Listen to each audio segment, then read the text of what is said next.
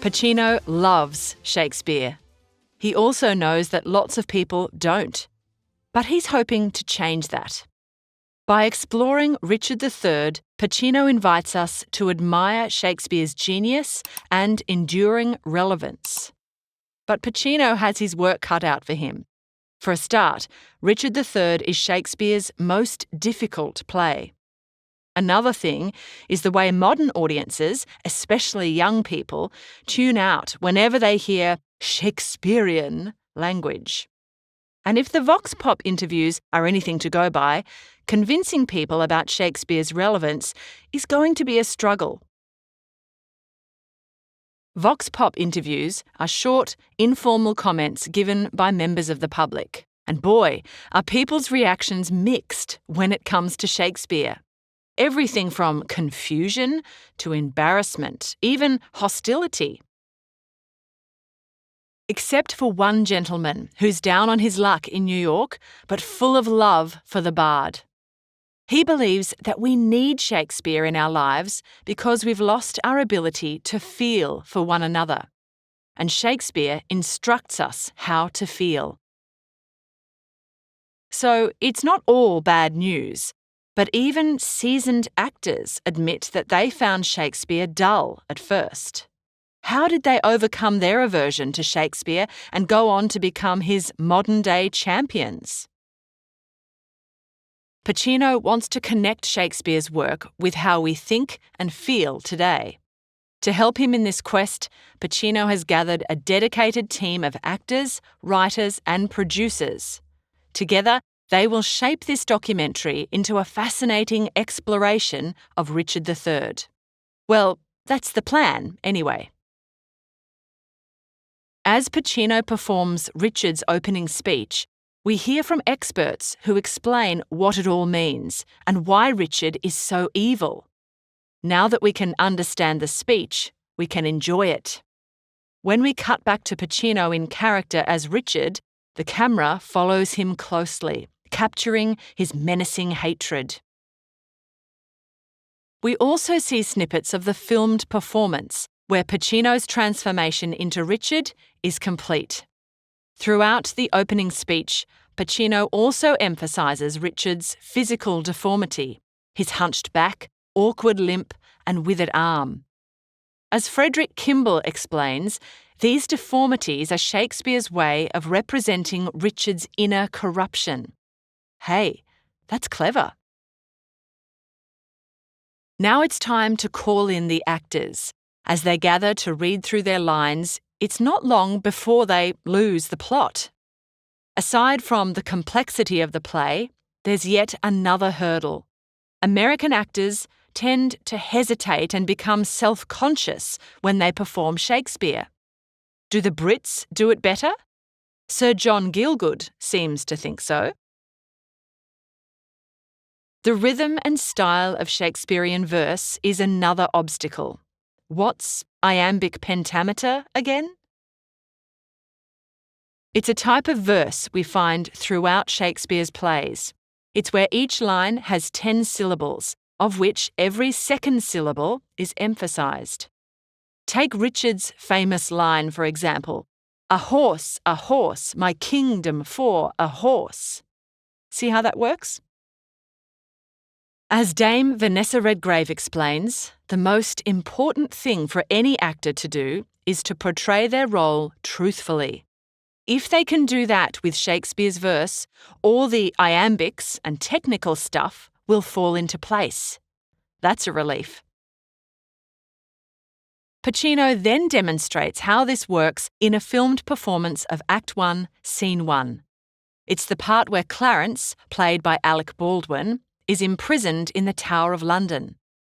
In their performance, both actors express the lyrical qualities of their lines while staying true to their characters. Richard, the backstabbing villain, and Clarence, his naive and unsuspecting brother. As Kimball explains, Richard needs his brothers, King Edward and Clarence, out of the way. After that, he'll deal with the king's 2 young sons, who are the natural heirs to the throne. Richard wants that throne, and he'll stop at nothing. But despite all the intrigue and gruesome murders, Pacino is still worried that the audience will lose interest. Are all the these, thys, and thous too off-putting for a modern audience? This seems to be a sticking point. So, Pacino puts it back on us. We've got to tune up our ears. A lot of modern hip-hop tracks are hard to follow too. You really have to listen carefully. It's the same with Shakespeare. The good news is, we don't have to understand every single word. If we can get the gist of the scenes, Pacino is confident we can enjoy the play. So now we go deeper into the plot. King Edward is dying. Queen Elizabeth is stressing about the future. Richard is circling like a shark.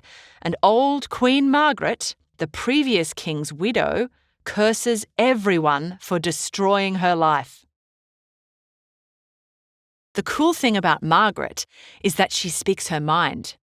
This connects nicely with the wisdom of the homeless man in New York. He wants us to be inspired by Shakespeare to connect our feelings to our words. That way, we'll say less and mean more. Imagine if we all did that. Would we all get along better? After this deep and meaningful moment, Pacino lightens the mood by visiting Shakespeare's birthplace. But instead of being inspired, Pacino and Kimball accidentally set off the fire alarm. Bummer. Back to work, gentlemen. It's time to talk about Lady Anne.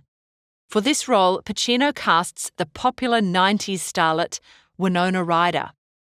Pacino wanted a film actress for the part because there's no need for her to project her voice. As theatre director Peter Brook explains, the beauty of Shakespeare's verse is often revealed when it's spoken softly into a microphone.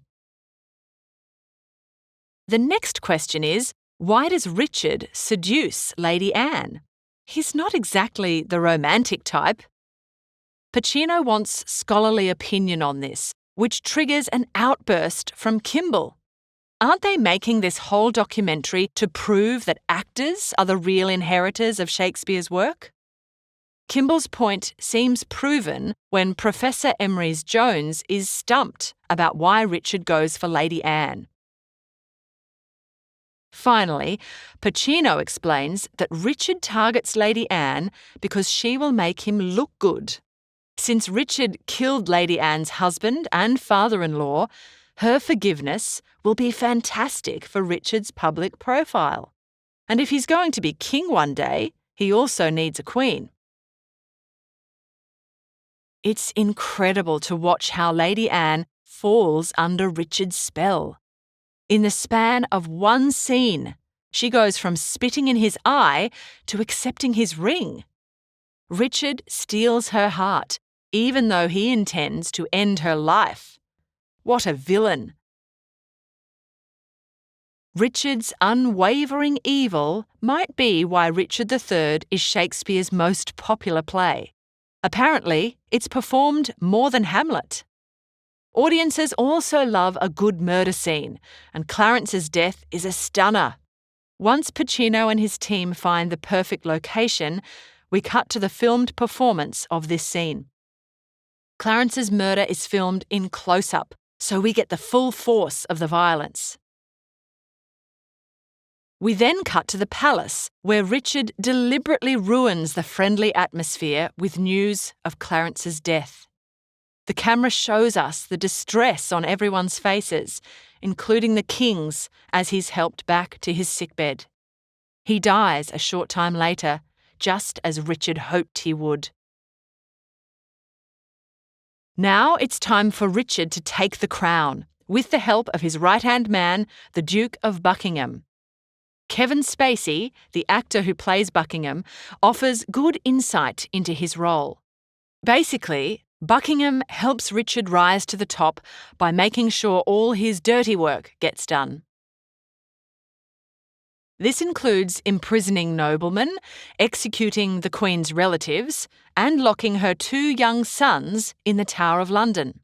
The 2 princes are never seen again, except by their guards and assassins.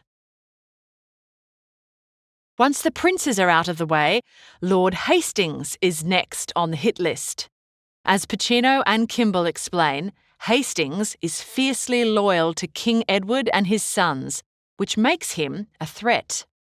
In rehearsal, actor Kevin Conway takes on Hastings' character and forcefully vents his hatred for Richard. His portrayal aligns with Peter Brooks's belief that it's better to express the truth of a scene rather than obsess over the exact wording in the script. If that's the case, Conway nails it. Then we meet Lord Stanley, played by Larry Brigman. Stanley tries to warn Hastings about Richard, but Hastings doesn't listen. We watch the horrible consequences of this in the filmed performance of The Council Meeting. The men think they're meeting about the young prince's coronation, but as Pacino and Kimball explain, Richard and Buckingham use the meeting to set Hastings up. As soon as Hastings says the wrong thing, Richard demands his head. So long, Hastings. All Richard must do now is win over the public. Pacino and Kevin Spacey discuss how the next part of the play resembles any modern election campaign, minus the voting, of course. This is where Lord Buckingham shines. He publicly declares that all of Richard's rivals are illegitimate and that Richard is England's saviour. Pacino and Spacey emphasise the showmanship and staging involved in this grand lie, and how easily the masses are fooled. Dame Vanessa Redgrave explains Shakespeare's timeless political message here, that people in power have total contempt for everything they promise. That's a sobering thought. But Pacino still worries that audiences won't get it. No matter how slick the production is, people recoil when they hear Shakespearean language. Is Pacino having second thoughts about this project? Nah, he just wants to be king already. Here we cut to Richard sitting on the throne as King Richard III. Only now he feels the fragility of his position. So he orders Buckingham to murder the princes in the Tower. When Buckingham hesitates, Richard hires an assassin and cuts ties with Buckingham. Did anyone, other than old Queen Margaret, see that coming? Actor Ira Lewis plays James Tyrrell, the assassin, who smothers the little princes in their sleep. Afterwards, we cut to Richard, who shows his lack of pity, and Queen Elizabeth, who howls her grief from the battlements. It's time to bring Richard to justice. As we enter Act 5, Pacino explains how Richard's reign is in decline. He's being attacked on all sides, and his biggest threat is the Earl of Richmond, played by 90s heartthrob Aidan Quinn. Richmond has returned from exile in France to reclaim the English throne for his family, who ruled until they were defeated in the Wars of the Roses. As the team prepare to film the final battle scenes, Pacino and Kimball read up on the historic Battle of Bosworth. It's only briefly depicted in the play because, as Professor Emery's Jones explains, the real battle is the ghost scene. Pacino then describes how, on the eve of battle, Richard is visited by the angry souls of his victims. This is an important scene, so Pacino rehearses his lines in a medieval theatre, hoping to stir the old spirits. When we cut to the filmed performance, we see how Pacino's practice pays off. Terror is written all over his face as he wakes alone in his tent. Even so, Richard still rallies his troops with a thrilling pre-battle speech. It's so powerful that you forget Pacino is wearing a backwards baseball cap. Then, the battle is on. When Richard's horse abandons him, Richmond's soldiers hunt Richard down like a wild boar. Finally, Richard is shot through with arrows and slain with a deadly blow from Richmond. It's victory for Richmond! And the project is finally over, thank goodness. Just don't tell Pacino about the spare rolls of film. He'll want to use them all. As we exit the film, soothed by beautiful lines from Shakespeare's The Tempest, we are left to ponder, did Pacino achieve what he set out to do? By offering his artistic vision of Richard III, Pacino tried to share his passion for Shakespeare. If you're now ready to declare your love for the bard, good for you. If not, that's okay too. But hopefully, Shakespeare is now less cringy for you. If that's a yes, we'll call that a success.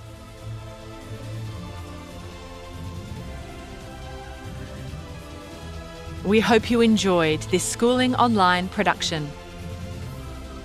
For more easy lessons, check out our other videos.